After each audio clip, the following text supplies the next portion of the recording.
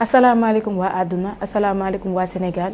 maa ngi leen di nuyu di leen ñaanal jàmm yàlla na jàmm yàgg Sénégal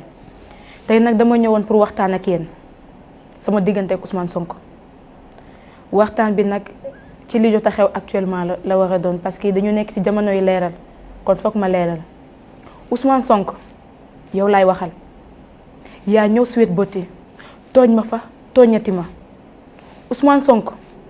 xale bi nga doon jox ay ordre di ko dóor di ko violer jeex na la woon woni na te yow xam nga ci dara te démb xam nga ni xam nga ci dara yow Ousmane Sonko yaa ma tooñaat ma yóbbu la ma porte la plainte ba ma lay porter plainte nag su ma xamoon ne dégâts yi am Sénégal dina fi am kon duma la porter plainte mais comme yegg si nañ fii tey laa gën a soxla ñu leeral suñu mbir tey laa gën a soxla procès tey laa gën a soxla suñu diggante ma ak yow àdduna yëpp xam yow yaay kan yow Ousmane Sonko lii yëpp leebaloon nga ma ko biir Sweet Beauté waxoon nga ma ne nag lii yëpp bés bu ma ko waxee nit kenn du ma gëm et que di nga taal réew mi te di nga ma utiliser ba am li nga bëgg waaye dama bëggoon nga xam ne la woon ne nag comme ni ma la ko waxee sànq la woon xale bi nga doon tàpp di ko def loolu ne pour sa propre plaisir xale boobu nga xamoon ne da nga waxoon ne di nga ko utiliser pour am li nga bëgg dama bëggoon nga xam ne xale boobu màgg na te yow xam nga ko démb nag dégg naa ngay wax ne dama yaru sama yaru ñëpp a ko xam xanaa say partisan ñoo ko xamul te say partisan buñ la respecté woon yow duñ ma traité de caga kon day wane ne yow caga yi ngay fréquenté Ousmane Sonko 2 ans ngi nii may toog di xaar ñaari atu maam yàlla di xaar benn bés boo xamante ne xaw ma woon sax ndax dina ñëw ndax yéen ni ngeen nekkee woon ci dëkk bi chaque jour nga def point de presse sama diggante ak yow chaque jour nga def point de presse taxar ay góor 2 ans ñaari atu maam yàlla ma toog ci kaso di la xaar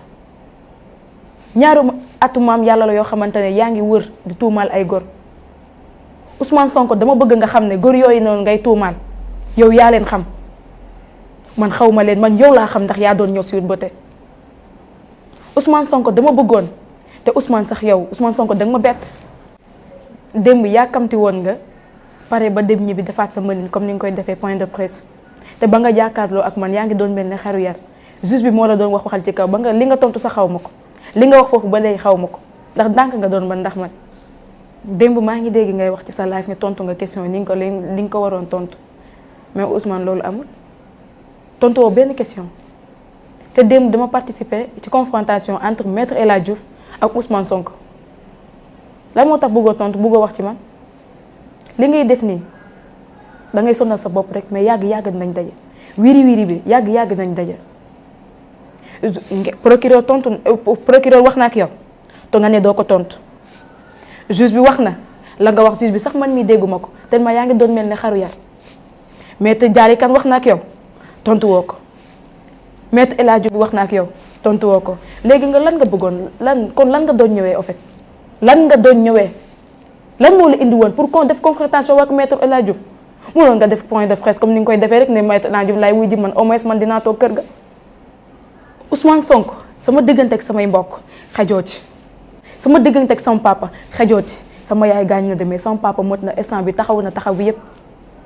Ousmane Sonko booy wut baay bu irresponsable mooy yow booy wut jëkkër ju irresponsable mooy yow man samay mbokk mënoo leen xaaj te samay mbokk mënoo maa jaxaseeg ñoom sama papa booy wut papa bu responsable moom ngay booy wut baay bu bëgg njabootam moom la sama yaay gaañu na de mais juwee ma ko benn yoon ndax moom sama baay nag waguñ ko ndax dafa yàqataan doomu jàmbur sama baay nag taalagu fi réew ndax dafa toog def lu ko neex ba pare dinaan ñëw leen yéen ma dañ ma xaw ma lan sama baay aussi bàyyul njabootam ay xaaju guddi jóg di fekkee ay njabootu jàmbur di leen yàqataan sama baay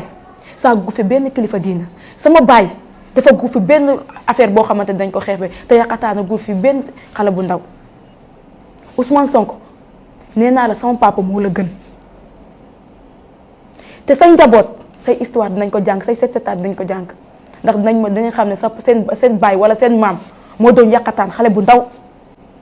ba mu profité si loolu taal di taal réew mi koy wut ku irresponsable bu yegsee si yow mun na taxaw yow irresponsable bi ngay wax ci samay famille ci yow la njëkkee ak say famille je tenais nag pour wax nit ñi j'appelle à un procès public te maa ngi koy ñaan koo xam ne mën nga koo doxee waxee ko procès public laa soxla fa ma nekkoon tey laa fa gën a taxaw la taxoon ma porté la plainte tey laa si gën a taxaw pour mën ak yow nañ jàkk ndax xam naa ne yàgg dinañ tase maa ak yow nekkatul kuy toog wax wala kii toog bañ wax parce que damay bañ ku ma saaga